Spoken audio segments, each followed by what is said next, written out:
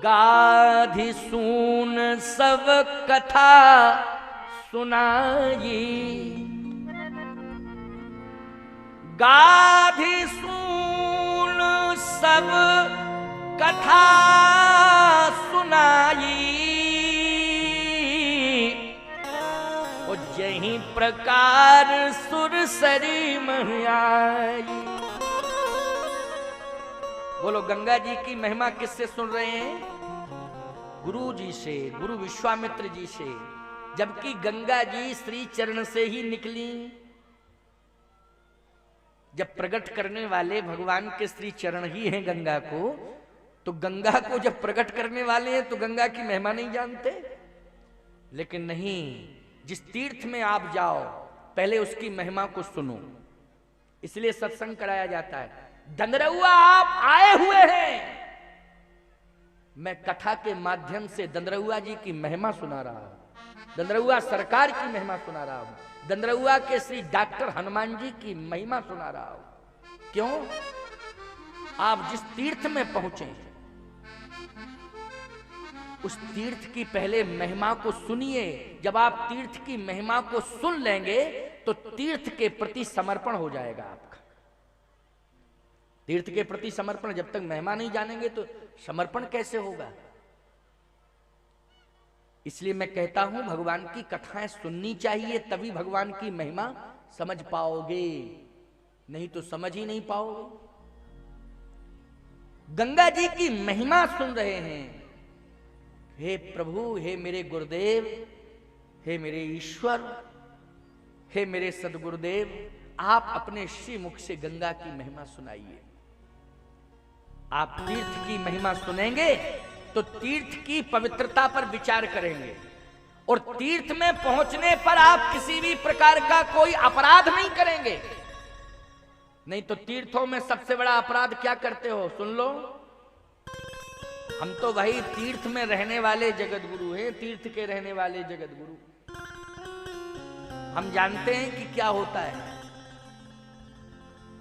तुम जाते हो तीर्थ में, महाराज जी महाराज जी महाराज जी, हाँ रुकने की जगह, हाँ हाँ आओ, ये कमरा है, रूम है। महाराज जी सफाई नहीं है। तो ये नहीं है कि सफाई कर लो। देख करके ये नहीं सोचोगे कि हम सफाई कर दें, क्योंकि सेवा करनी चाहिए कि नहीं करनी चाहिए? बोलो, मैंने यही तो कहा गंगा जी पर जाओ तो पहले सफाई करो। गंगा जी में जाओ दर्शन करने, स्नान करने, तो क्या करना चाहिए? पहले घाटों की सफाई करो, गंगा जी में जो भी पड़ा हो कूड़ा कचरा उसको हटाइए। तीर्थ में आप जाएं, जिस स्थान पर आप रुके हैं, जिस कमरे में आपको रुकना है, पहले तो साफ मिलेगा। शायद कहीं उसमें थोड़ा बहुत कूड़ा कचरा पड़ा तो साफ कर लीजिए। चलो मैं तो ये कहता हूं कोई बात नहीं, 10 मिनट रुक जाओ, 10 मिनट रुक जाओ। कोई नालायक आया था, वो गंदगी करके चला गया, क्या किया जाए? यही कहा जाएगा। लायक कहें उसको कि नालायक ही कहेंगे, नहीं तो उसे सोचना चाहिए था। कोई बात नहीं, 10 मिनट रुको। मैंने एक सेवक को बुलाया, सफाई करा दी। क्यों भाई, कमरा साफ है कि नहीं? हाँ महाराज जी, वाह आपकी बड़ी कृपा है, बहुत बहुत। हम तो जानते थे महाराज जी बड़े सरल है नहीं? महाराज जी बड़े सरल हैं, बहुत ही दयालु हैं। अब तुम 2 दिन उस कमरे में रुके, ऐसा ही कमरा छोड़ के चले गए। मैंने कहा सेवकों से जाके देखो, गद्दा उठाया तो बीड़ी के डंठल नीचे रखे, गुटखा पान तम्बाकू वहां पर थुका पड़ा है कमरे में। ईमानदारी से बताओ, पुण्य कमा के लाए हो क्या? पुण्य कमा के नहीं लाए हो, ये बहुत बड़ा अपराध करके आए हो। क्या फायदा है तीर्थ में जाने से जब 2 दिन के लिए तुम गुटखा पान तम्बाकू नहीं छोड़ सकते हो? मैं कहता हूं संकल्प लेना चाहिए तीर्थ में जाके कि जिंदगी भर मैं अब पान तम्बाकू गुटखा सिगरेट शराब नहीं पीऊंगा, ये संकल्प लेना चाहिए। और यदि तुम इतना नहीं कर सकते हो तो दिन 2 दिन 4 दिन जितने दिन तुम तीर्थ में रहते हो उतने दिन तो तुम्हें परहेज रखना चाहिए कि नहीं रखना चाहिए। और यदि उतने दिन भी परहेज तुम नहीं रख पाए तो तीर्थ जाने से कोई फायदा नहीं है। क्या फायदा है? हम एक जगह कथा कहने गए, कहे महाराज जी इस बच्चे को हम आपकी सेवा में दे रहे हैं। मैंने कहा ये बच्चा करता क्या है पहले ये बताओ। बोले महाराज जी आवारा है वो, हम परेशान हैं।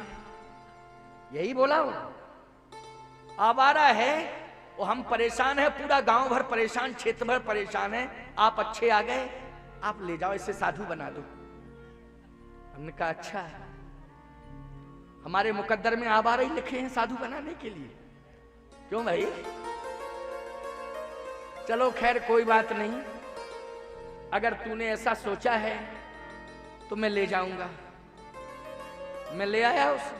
मैंने कहा चलो इसका प्रायश्चित करा दें मंदाकिनी जी में, क्योंकि अपराधी है, अपराध किया है तो चलो प्रायश्चित करा दें। तो हम सीधे मंदाकिनी जी में ले गए। यह है 14 जनवरी की बात, ठंडी बहुत थी। तो मैं भी गया सीधे, मैं मंदिर कामदगिरी नहीं गया, पहले रामघाट पर उतर गया।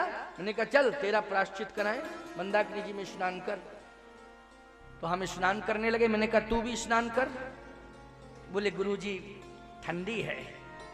मैंने कहा मुझे ठंडी नहीं लग रही क्या, स्नान कर, कर स्नान। कहे ठीक है आपकी आज्ञा है तो मैं किए लेता हूं। उसने एक बार स्नान किया। मैंने कहा 3 बार कर, 3 बार। कहे अब एक ही बार ठीक, कल कर लेंगे, परसों कर लेंगे, एक बार। हम कहा नहीं देख मैं 3 बार कर रहा हूं, 1 2 3। बोला 1 बार किया, फिर 2 बार किया। मैंने कहा 1 बार और। मैंने कहा मंदाकिनी जी का जल हाथ में ले, संकल्प ले, प्रतिज्ञा कर। क्या प्रतिज्ञा? मैंने कहा प्रतिज्ञा यह कर कि मेरे जीवन में जो दुर्गुण हैं उन दुर्गुणों का मैं आज त्याग कर रहा हूं। बोला महाराज जी 2-4 हो तो छोड़ दें, बहुत है। 2-4 हो तो छोड़ दें, बहुत है, बहुत। हमने कहा कोई बात नहीं है, धीरे धीरे छोड़ना। आज 2-3 जो जबरदस्त दुर्गुण हो उनको छोड़ दे। बोले तो 2-3 छोड़ देते हैं। हमने कहा पहला कौन सा, दूसरा कौन सा, तीसरा कौन सा? बोले पहला ये है कि मंदाकिनी जी में स्नान करना छोड़ दिया, और दूसरा ये है आपको छोड़ दिया, और तीसरा चित्रकूट में आना छोड़ दिया आज के बाद। ये 3 छोड़ दिए। बोलो भाई ये विडंबना नहीं है तो क्या है? मैं कहता हूं बचपन से ही संस्कार अच्छे दो। बचपन में संस्कार ठीक नहीं देते हो, बचपन में हमारे हाथों में सौंपते हो, ले जाओ। इसलिए बचपन में ही संस्कार अच्छे दो बच्चों को। बच्चों को संस्कारित करने के लिए एड़ी चोटी का पसीना एक कर दो। जिस तरह मेहनत के साथ खेती करते हो, खेती को संभालते हो, ठीक इसी तरह मेहनत करके बच्चों को भी संभालो, बच्चों को भी संभालिए। और मैं दावे के साथ कह रहा हूं, हनुमान जी को साक्षी करके कह रहा हूं, उदास मत होना। भले ही तुम अपने बच्चे को घर द्वार ना दे पाओ, रोजगार ना दे पाओ, मोटर कार ना दे पाओ, व्यापार ना दे पाओ, लेकिन संस्कार जरूर दे देना। संस्कार प्राप्त करके वो सब कुछ हासिल कर लेगा। और मोटर कार, रोजगार, व्यापार, घर द्वार दोगे, वो